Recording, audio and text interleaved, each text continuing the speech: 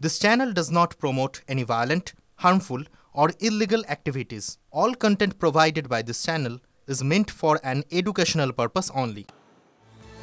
উঠল কর্মবিরতি। তমলুক মেডিকেলে কাজে যোগ দিলেন জুনিয়র ডাক্তাররা। জরুরি বিভাগ, এসএনসিইউ, শিশু বিভাগ এবং আউটডোরে কাজ শুরু করলেন ডাক্তাররা।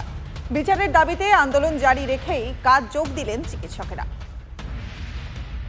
এতদিন যে আমাদের সিজ ওয়ার্ক ছিল, আজ থেকে সমস্ত ডিউটি শুরু হয়েছে, ইমার্জেন্সি নন ইমার্জেন্সি সব। হ্যাঁ, আন্দোলন তো জারি থাকবে, যেভাবে আমাদের এসওপি দিয়েছে সেই অনুযায়ী আন্দোলন জারি থাকবে। মাসকট স্পিন কন্ট্রোল ল্যাবের পরীক্ষায় এটি প্রমাণিত। কেয়াসেট আলোপেক্স পেন্টা অ্যাক্টিভ নতুন চুল গজাতে সাহায্য করে, চুল পড়া বন্ধ করে। Keya Seth Alopex penta active 10 hair fall প্রবলেমের একমাত্র সলিউশন। 42 দিন আন্দোলন জারি থাকবে, কিন্তু আমরা কাজ স্টার্ট করে দিয়েছি। এখন আমরা ইমার্জেন্সি করছি, সিসিউ ডিউটি করছি, এসএনসিউ ডিউটি করছি, ওপিডি ডিউটি করছি, এসেনশিয়াল ডিউটিগুলো সব শুরু হয়েছে। আন্দোলন আমাদের থাকবে, আন্দোলন যেভাবে থাকবে যতক্ষণ না দোষীদের শাস্তি না হচ্ছে ততদিন আন্দোলন আমাদের কন্টিনিউ চলবে। মানুষের পাশে থাকার বার্তা নিয়ে কেশপুরে দুর্গত এলাকায় স্বাস্থ্য শিবির করলেন জুনিয়র ডাক্তাররা। খোলা হয়েছে ত্রাণ শিবিরও। কথা বলবো, সরাসরি আছেন আমাদের সহকর্মী দেবব্রত, রয়েছেন এই মুহূর্তে আমাদের সঙ্গে। দেবব্রত, কেশপুরে দুর্গত এলাকায় স্বাস্থ্য শিবির খুললেন জুনিয়র চিকিৎসকরা। রোগীরা কি বলছেন, তারা কি খুশি?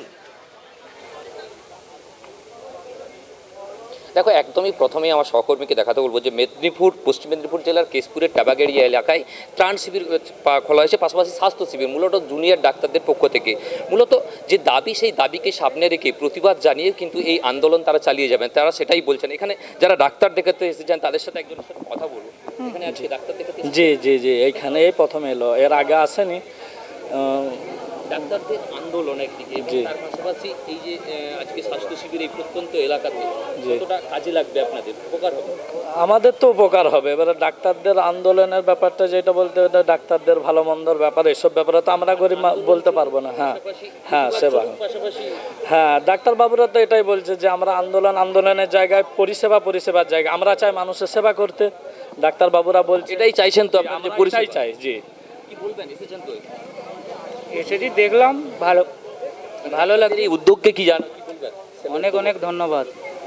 দেখো, একদমই কিন্তু এইভাবেই কিন্তু সাধারণ মানুষ সকাল থেকেই লাইন দিয়ে রয়েছিল এবং জুনিয়র ডাক্তাররা ইতিমধ্যে আমার সহকর্মী দেখাতে বলবো যে পাশাপাশি সমস্ত টেবিলগুলো বিভিন্ন ডিপার্টমেন্ট খুলে কিন্তু তারা এখানে পরিষেবা দিচ্ছেন সাধারণ মানুষকে।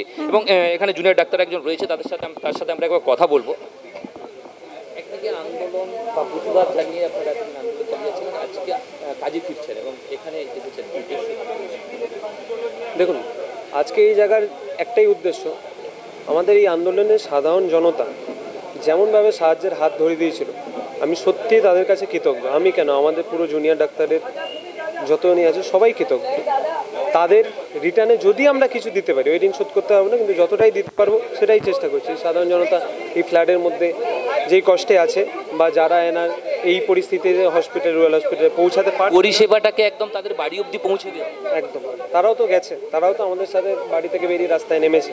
তো আমাদেরও এইটুকু ডাক্তার হিসাবে তো বেসিক কর্তব্য এগুলো, যে তার এই যে সমস্যা আছে ডেলিকার যে নিত্য প্রয়োজনীয় যে মেডিসিন আর যতটা খাবার দাবার আমরা প্রোভাইড করতে পারি, চাল ডাল আলু যত কিছু এনেছি আমরা, আর এগুলো বেসিক মেডিসিনেও উপরে যে মেডিসিনগুলো আমরা সব অ্যারেঞ্জ করে এনাদের দেওয়ার চেষ্টা করছি এই প্রত্যন্ত গ্রামে এসে যারা দরকারের বাইরে যেতে পারছে না। আজকে আমরা কেশপুর থেকে শুরু করলাম, পরবর্তী সপ্তাহে আরেক আমাদের অন্য জায়গাতেও প্ল্যান আছে। আগে এটা ভালোভাবে হয়ে যাক। আজকে এখানে আমরা যত কিছু হয়েছি সব শেষ করেই আরও যদি বাইরে যাওয়া পসিবল হয় সব জায়গায়। অত্যন্ত গ্রামের ভেতরে যাওয়ার পরিকল্পনা রয়েছে? হ্যাঁ, এখান থেকে যাওয়ার পরে এরপরেও তো নিশ্চয়ই আরও জায়গা আছে যেখানে লোকজন আসতে পারছে না বা এখানে এসে উঠতে পারেনি, তাদের কাছে আমরা পৌঁছানোর চেষ্টা করি।